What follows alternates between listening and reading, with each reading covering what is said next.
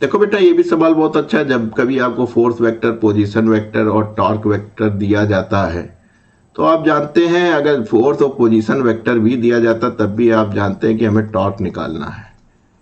Torque कैसे निकलता है बेटा?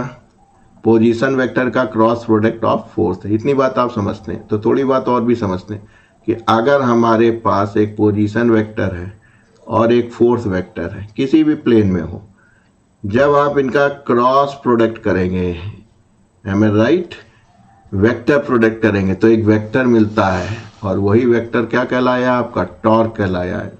तो टॉर्क हो गया, मिल गया, वेक्टर हो गया, डायरेक्शन होगी। वो डायरेक्शन हमेशा क्या होती है?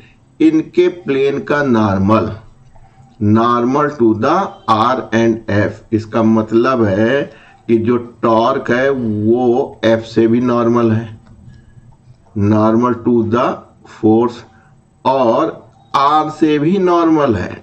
टॉर्क और पोजीशन वेक्टर के बीच का जो एंगल है वो भी परपेंडिकुलर या 90 डिग्री है। बस अब आपका काम बन गया। आप देखिए, पोजीशन वेक्टर का टॉर्क के साथ डॉट प्रोडक्ट करा रहे हैं तो आर टॉर्क कॉस 90 डिग्री, क्योंकि आप जानते हैं कि ये नॉर्मल होता है, cross product normal to the इनके और इनके जो भी ए और बी वेक्टर पोजीशन या फोर्स दिए इनके नॉर्मल, तो कॉस 90 जीरो। अब देखिए, अगर फोर्स के साथ डॉट प्रोडक्ट निकालना है तो आप जानते हैं कि इनके बीच का एंगल 90 डिग्री है, राइट? ये आपने देख ही लिया था, ये जीरो होता। यानी दोनों केस में जो जीरो हो तो बी वैसा है जिसमें दोनों केस में जीरो मिल रहे हैं, तो B is the correct option.